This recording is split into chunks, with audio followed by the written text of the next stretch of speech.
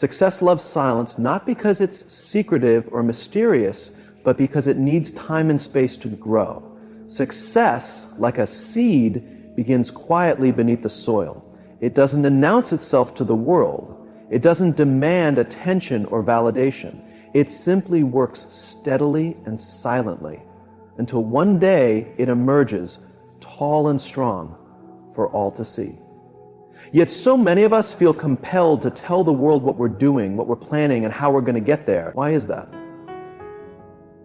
Maybe it's a need for recognition or approval. Maybe it's the thrill of saying, "Look at me, I'm on my way." But here's the problem. The more you talk about your plans, the less energy you have to actually execute them. It's a strange paradox, isn't it? Sharing too much can drain the very momentum you need to succeed. In my years of business and personal development, I've seen this play out time and time again. People with grand ideas and noble ambitions, ideas that could change their lives, talk themselves out of the very thing they set out to do. How? By telling too many people too soon.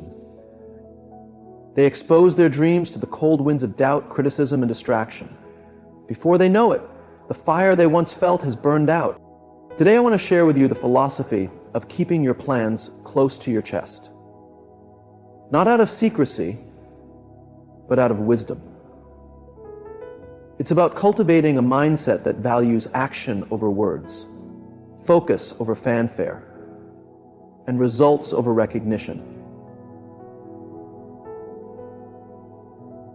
Keeping your plans to yourself can be so powerful. Think about it. Every time you share your intentions, your goals, your dreams, your plans with others, you're releasing a bit of that energy. You're giving away a part of the fire that fuels your actions. And in many cases, that fire is better kept contained, stoked in the quiet of your own mind, rather than exposed to the world too soon. One reason is simple. When you tell people what you're going to do, you create an illusion of progress. You say, "I'm starting a new business," or "I'm going to lose 20 pounds," and the people around you nod and smile, maybe even clap their hands in encouragement. It feels good, doesn't it? That sense of approval, that validation. But here's the danger. The mind can mistake that approval for accomplishment. You haven't actually done anything yet, but you've already tasted a little bit of the reward. What happens next? The urgency to act diminishes. The fire cools. The dream that once seemed so vivid, so full of possibility, starts to feel like something you've already achieved in your mind. So you settle into a state of comfort. And the action, the real difficult work that makes the dream a reality, gets postponed. This is how dreams die in the cradle of good intentions. Some might say, isn't it good to share your plans? Doesn't it keep you accountable? Accountability has its place, but only with the right people and at the right time. Not everyone who listens to your plans will understand them. Some will question your motives or doubt your abilities. They might not say it out loud, but their skepticism will hang in the air like a shadow over your ambition. If you're not careful, that shadow can creep into your own thinking. If you're not careful, that shadow can creep into your own thinking. Suddenly, you're second-guessing yourself. You're wondering if they're right, if maybe your idea isn't as good as you thought it was. Okay? I'm not saying you should never share your ideas. No, that's not the point. The point is to share selectively, thoughtfully, and only when the time is right. You need to protect your vision in its early stages, like a gardener protecting young plants from frost. Share your plans with people who will nurture them, not trample on them. Seek out mentors or close friends who genuinely want to see you succeed. But even then, keep the details to a minimum. Don't let your ideas become a spectacle before they've had a chance to grow. Consider the element of surprise. There's a certain power in doing the unexpected, in letting your results speak for themselves. Imagine this. You've been quietly working on a project for months, maybe even years. You haven't said a word about it to anyone outside your trusted circle. Then one day you unveil it to the world, a finished product, a completed goal, a shining achievement. The impact is far greater than if you'd been talking about it the whole time, dropping hints and previews along the way. People will marvel at what you've accomplished because it came out of nowhere. It's a reminder that action is always more impressive than words. Years ago, I knew a young man who wanted to start his own business. He was full of ideas and enthusiasm and couldn't wait to tell everyone about it. At every opportunity, he'd go on and on about his plans, what he was going to do, how successful he was going to be, how his life was about to change. People listened politely, but over time they started to grow skeptical. Why? Because months went by and nothing happened. Good mayor. The more he talked, the less people believed in him. Eventually he stopped believing himself. Contrast that with another man I knew, a farmer from the Midwest. He had a vision to turn his small family farm into a thriving enterprise. Instead of talking about it, he simply got to work. He read books, studied successful farmers, and quietly implemented new techniques. He didn't announce his plans. He let his results do the talking. When the time came to sell his crops, he shocked everyone with the quality and quantity of his harvest. People asked, "How did you do it?" And he simply smiled and said, "By working," when no one was watching. There's a lesson in that.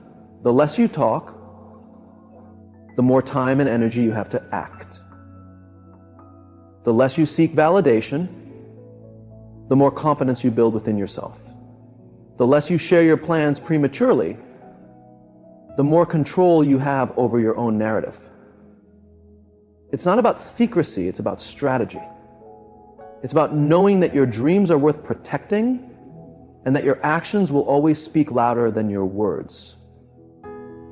And that your actions will always speak louder than your words. How many times have you shared a plan or a goal with someone only to feel the motivation slip away afterward? How many times have you let the opinions of others influence your path? These are important questions because they reveal how much power we give away when we speak too soon. But the good news is, you can take that power back. You can choose to focus on action, to guard your dreams, and to let your success be the thing that speaks for you. The world is full of noise, isn't it?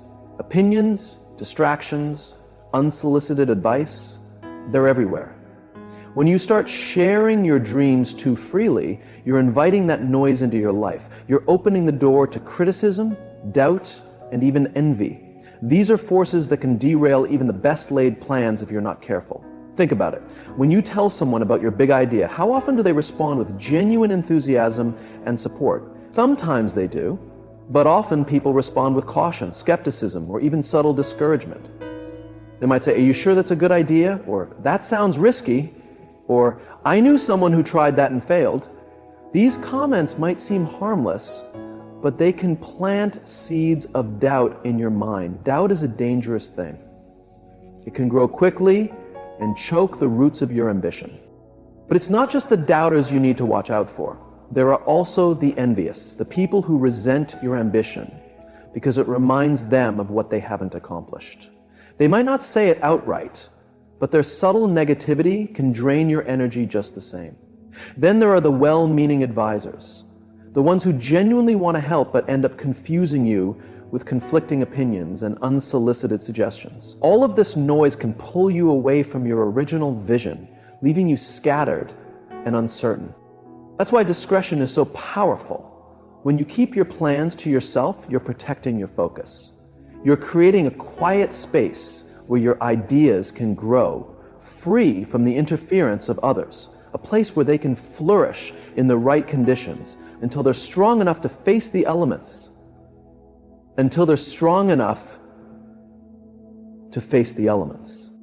Momentum is a precious thing. It's the forward motion you create when you take consistent, purposeful action toward your goals. Here's the key. Momentum thrives in silence. When you're focused on doing the work rather than talking about the work, you build a rhythm. Each small step you take reinforces the next, and before you know it, you've made significant progress. But when you start talking about your plans prematurely, you disrupt that rhythm. You shift your focus from action to explanation, from doing to justifying. Every moment you spend explaining yourself is a moment you're not moving forward. It's like trying to drive a car while constantly stopping to show people where you're going. You lose speed. Worse, you lose the sense of purpose that comes from staying in motion. The goal was simple: write 500 words a day, every day, until the book was done. He didn't tell a soul, not even his closest friends. When the book was finally published, it became a success, not because of flashing announcements or promotions, but because the work itself was compelling and spoke volumes. Now let me tell you about someone else I know. This person was equally passionate about writing, but took a very different approach. Instead of diving into the work, he spent months talking about his plans. He'd call to give updates, share detailed outlines, and ask for input on every small aspect. The more he talked, the less he actually wrote. Eventually, the project lost steam and faded away. Why? Because he spent all his energy chasing approval instead of building momentum. There's a powerful lesson in these two stories. Taking action builds confidence, while too much talking leads to hesitation. When you take consistent action, even in small increments, you prove to yourself that you're capable. You create a track record of progress that keeps you moving forward. But when you talk too much, you stay stuck in the realm of possibilities, dreaming about what could be, without ever taking the steps to make it real. Some worry that keeping their plans private might make them appear distant or secretive, but the truth is, discretion is not about shutting others out. It's about preserving your focus. It's about understanding that your goals are valuable and deserve protection from unnecessary scrutiny. Imagine planting a garden. You don't let the entire neighborhood trample the soil before the seeds have even begun to grow. Instead, you tend to it carefully, watering it and giving it time to sprout.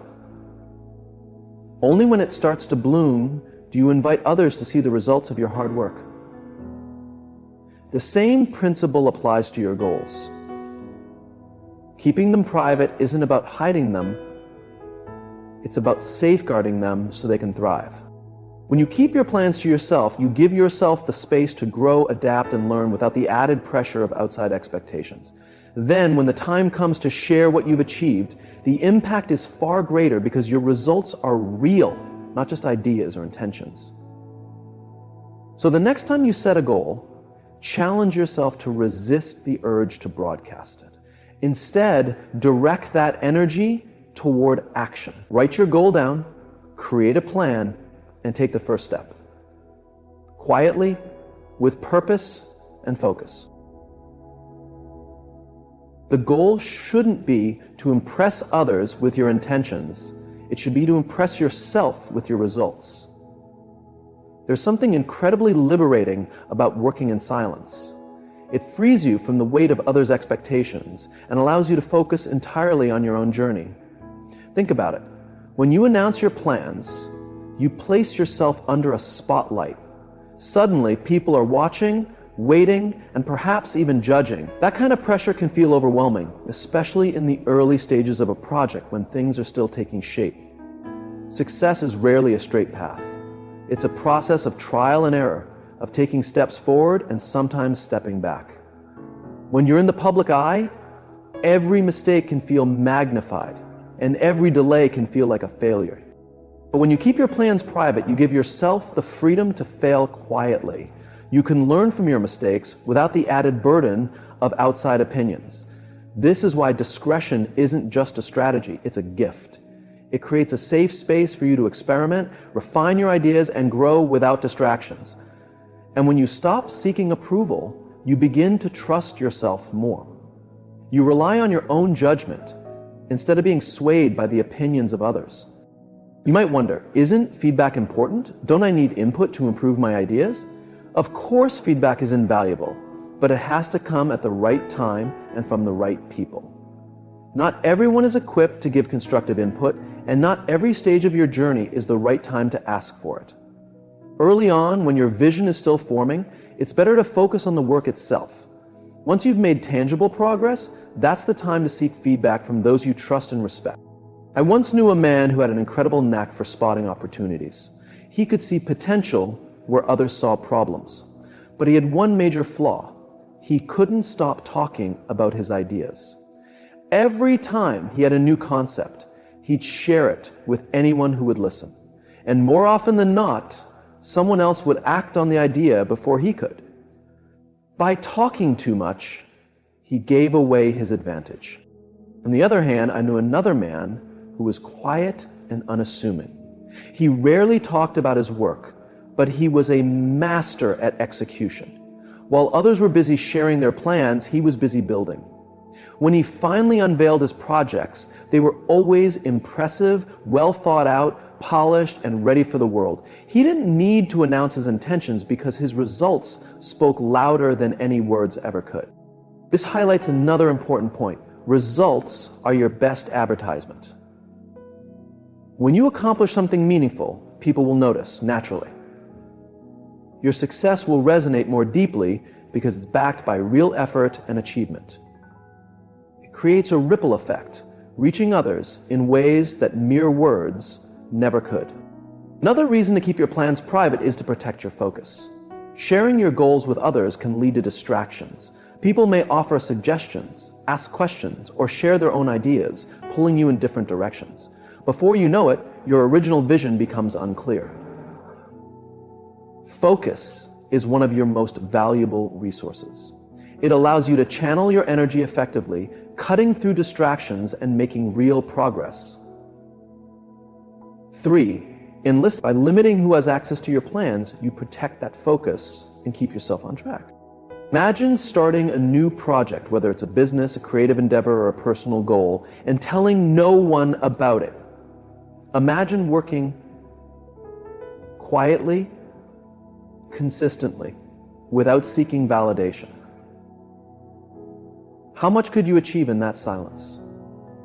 How far could you go without the weight of external expectations? Would you be able to build what you want to without the weight of external expectations? This approach isn't about being secretive. It's about being intentional. It's about valuing your focus, your energy, and your momentum. It's about letting your actions speak louder than your words. And when the time comes to share your success, it will carry real weight because it's built on a foundation of genuine effort and results. Success doesn't need to shout. It grows steadily in the quiet moments when no one is watching. So protect your dreams, nurture your focus, and let your work speak for itself. That's the path.